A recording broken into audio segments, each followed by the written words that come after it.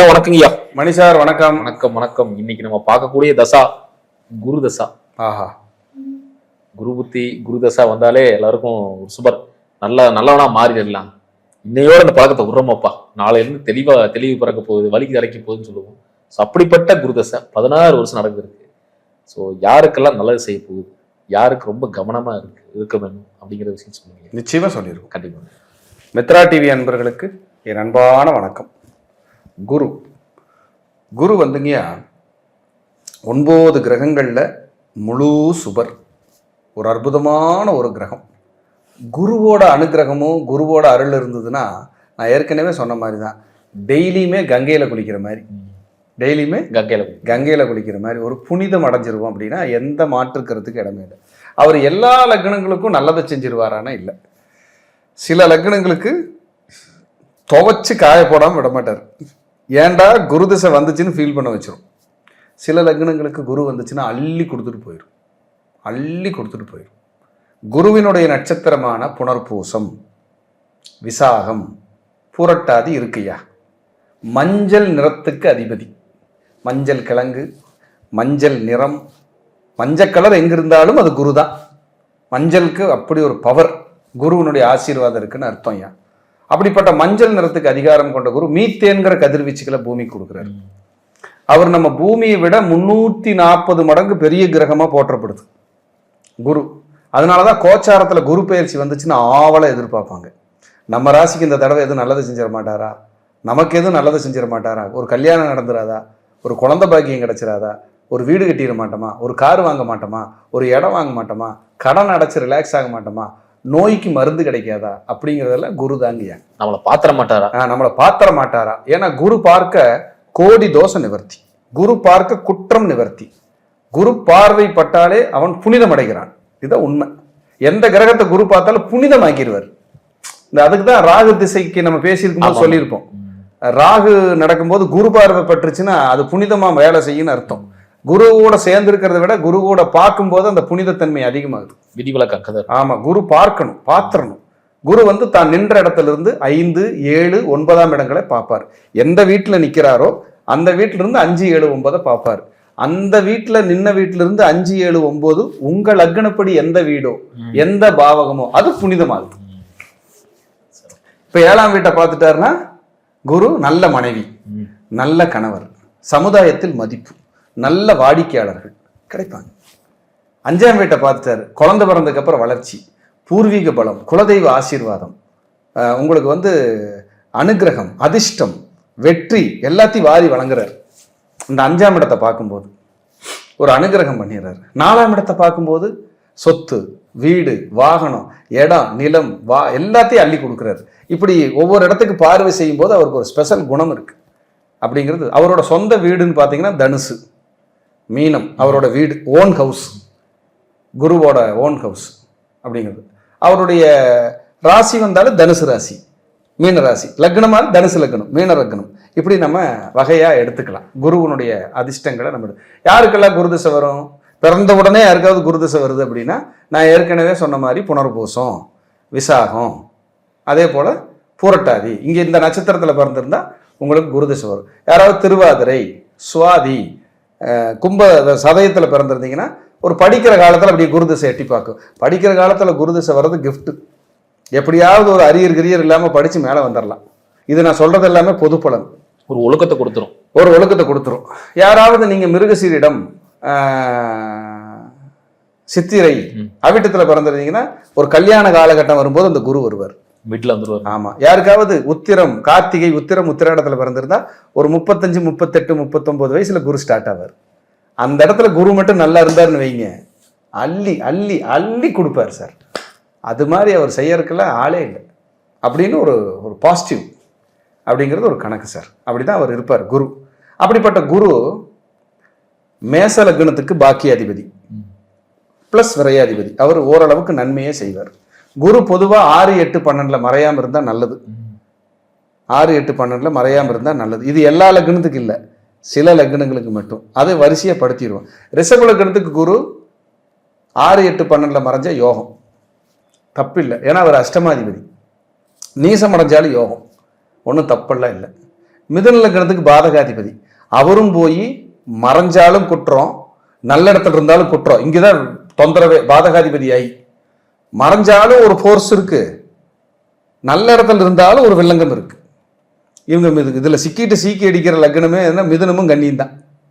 எனக்கு குரு திசைன்னு தான் பேரு சாமி, நான் படுற கஷ்டத்துக்கு அளவே இல்லைம்பாங்க. கடகலக்கணக்காரங்களுக்கு குரு 6 குடையவர் 9 குடையவர். அவர் விதிவிலக்கு 8-12 மறைகிறது ஓரளவுக்கு விதிவிலக்கு, அது வந்து ஓகே. மற்றபடி 5, 4, 7, 9, 11, 2 இங்கெல்லாம் இருக்கிறது யோகம். சிம்ம லக்னத்துக்கு குரு 5க்கும் 8க்கும் உடையவர்.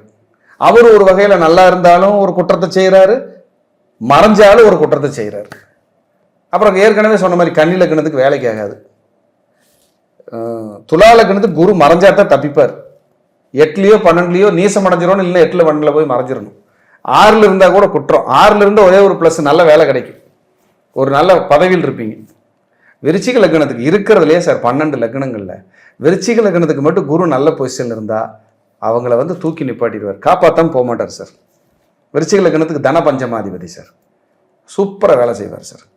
அடுத்துக்கு தனுசு லக்னம், லக்னாதிபதியும் சுகாதிபதியும் அவரே. அவர் எங்கேயும் மறையாம ஓரளவுக்கு ஒழுக்கமா நல்லபடியத்தில் இருந்தாருன்னா சேஃப். அதுல தனுசு லக்னத்துக்கு 12ல் மறைஞ்சா மட்டும் பரவாயில்லைன்னு சொல்லுவேன், வண்டி ஓட்டிடலாம். அடுத்து மகர லக்னத்துக்கு 6, 8, 12ல் மறைஞ்சா யோகம், நீசமான யோகம். எங்காவது குரு நல்ல பொசிஷன்ல மட்டும் மகர லக்னத்துக்கு இருந்தாருன்னா என்ன செய்தின்னு கேட்டுட்டு போயிடுவார். அடுத்து கும்ப லக்னத்துக்கு 6, 8, 12ல் மறையாம நல்ல இடத்துல இருந்தா பலம். அதே போல மீன லக்னத்துக்கு அவர் 6, 8, 12ல் மறையாம நல்ல இடத்துல இருந்தா பலம். இதெல்லாம் இல்லாம நான் அங்க இருப்பேன் இங்க இருப்பேன்னீங்கன்னா ஒன்றும் பண்ண முடியாது. அப்ப அவரு கூட யார் இருக்காங்கன்னு பார்க்கணும். சனி இருக்காரா, கேது இருக்காரா, ராகு இருக்காரான்னு பார்க்கணும். இருந்தா அதெல்லாம் பலன் மாறுபடும், அது உங்க ஜாதகத்தை பொறுத்து இருக்கு. அப்ப குரு திசை வந்தா ஒரு இங்க பாருங்க, அவங்களுக்கு கும்பாபிஷேகம் பண்ற யோகம் கிடைக்கும், கோயில் கட்டுவாங்க, கோயிலுக்கு போவாங்க, ஆன்மீக யாத்திரை நிறைய இருக்கும், நல்ல சமுதாயத்துல மதிப்பு கிடைக்கும். ரோட்டரி, பிரசிடென்ட், சங்கம், சமுதாய பொறுப்பு, அரசியல், அரசாங்க பொறுப்பு, ஊர் தலைமை, ஊர் பொறுப்பு, இது எல்லாத்தையும் தூக்கி கொடுக்கும் குரு. நீ வச்சுக்கோ, நல்லா இரு. ஒரு நீதிபதி ஆகிறாங்க, குரு ஆசீர்வாதம் வேணும். ஒரு கோர்ட்ல வாதாடுறாங்க, குரு ஆசீர்வாதம் வேணும். ஒரு ஃபினான்ஸ் டிபார்ட்மெண்ட்ல பெரிய ஆளா இருக்காங்க, குரு ஆசீர்வாதம் வேணும். ஒரு IRS இருக்காங்க, இன்கம் டேக்ஸ்ல, குரு ஆசீர்வாதம் வேணும். ஒரு நிதி பேங்க்ல இருக்காங்க, குரு ஆசீர்வாதம் வேணும். நீங்களே பணத்தை வச்சு சுழற்சி முறையில நீங்க கையாண்டு எல்லாத்துக்கும் கொடுத்துக்கிட்டு இருக்கிறீங்க, குரு ஆசீர்வாதம் வேணும். பொருளாதாரம் என் கையிருப்பு இருக்குது, குரு ஆசீர்வாதம் வேணும். சார் குரு நல்ல நிலைமையில் இருந்தா தான் இந்த வாழ்க்கை எனக்கு நிறைவுன்னு நீங்க பேசுவீங்க வெளியில. எனக்கு கல்யாணம் ஆயிடுச்சு, குழந்தை இருக்கு, வீடு வாங்கிட்டேன், இடம் இருக்கு, கார் வச்சிருக்கேன், பேங்க் பேலன்ஸ் இருக்கு, நகை வச்சிருக்கேன், எனக்கு எந்த குறையும் இல்லை, ட்ரீட்மெண்ட் பார்த்துக்கிறேன், ஹெல்த் இஷ்யூஸ் வந்தால் நல்ல டாக்டர் இருக்காங்க, நல்ல ஹாஸ்பிட்டல் இருக்கு, எனக்கு நல்ல சஜஷன் சொல்றதுக்கு நல்ல நண்பர்கள் இருக்காங்க, ஜாதகம் பார்க்கறதுக்கு நல்ல ஜோசியர் இருக்காரு, ஒரு நல்ல லாயர் இருக்காரு, ஒரு நல்ல டாக்டர். எதெடுத்தாலும் ஒரு நிறைவு சார், எதெடுத்தாலும் ஒரு நிறைவு இருக்குதுன்னா குரு தான் சார். தன்னிறைவுன்னு போட்டு குருன்னு போட்டு வச்சுக்கோங்க. குரு மட்டும் நல்லா இல்லைன்னு வைங்க, உங்களுக்கு தன்னிறைவுன்னு ஃபீலே பண்ண மாட்டீங்க, ஃபீலே இருக்காது. என்ன வாழ்க்கைங்க, மகன் அவன் ஒரு மனுஷனாங்க, அவன் புள்ள அவளை நினைச்சுதாங்க எனக்கு வேதனையே, பொண்டாட்டி அது ஒரு ராட்சசிங்க, வீட்டுக்காரரு அவன் ஒரு ஆளே இல்லைங்க, வீடு கட்டி வித்துட்டுனுங்க, காரு அதுதான் ஆக்சிடென்ட் ஆயிடுச்சு, நகை அது பூரா அடமானத்துக்கு போயிடுச்சு. அப்ப திருப்தி இல்லைன்னு அர்த்தம். அப்ப குரு இப்படியும் குரு கெட்டு போயிட்டாருன்னா அவன் திருப்தி இல்லை. துலா லக்னம் ஒருத்தருக்கு 2ல் குரு வட்டிக்கிட்டே வீணா போயிட்டாருங்கிறாரு, காசை சேமிக்கவே முடியலைங்கிறாரு, பொருளாதார கஷ்டத்துக்கு காசுக்காக நான் அலையிறேங்கிறாரு, பேசியே உறவுகளை கெடுத்துக்கிறாரு, சாப்பிட்டே உடம்ப கெடுத்துக்கிறாரு. 2ல் குரு. துலா லக்னக்காரங்களுக்கு குரு வந்து கெட்டு போனா மட்டும்தான் நிம்மதி. எங்கேயாவது வலுத்து நல்ல இடத்துல உட்காந்துட்டாருன்னா உங்களை உரின்னு உரிச்சிரும். குரு போய் கேது கூட சேர்ந்தா நீங்க எந்த உயரத்துக்கு போறீங்களோ அதுக்கு ஈக்குவலா கடன் வச்சிருப்பீங்க. குரு ராகு கூட சேர்ந்துட்டா பொருளாதாரம் நீங்க யாருக்காவது பணம் கொடுத்தா வராது, குழந்தைகளை நினைச்சு கவலைப்பட்டுக்கிட்டே இருப்பீங்க. குரு சனியோட சேர்ந்தா உழைச்சு உழைச்சு உழைச்சு ஓடா தெரிஞ்சு உங்க உடம்ப பார்த்துக்கிறதுக்கு மறந்துடுவீங்க. எத்தனை இருக்கு சார், எத்தனை இருக்கு சார். குருனா என்ன சார், சாதாரண இல்லை சார். இருக்க வேண்டிய இடத்தில் இருந்து கொண்டால் யாரும் சௌக்கியமே, எல்லாம் சௌக்கியமே. அப்ப குரு வந்து நம்ம குருன்னு நினைக்கலாம் சார், சுபர் தான், இல்லைன்னு சொல்லல.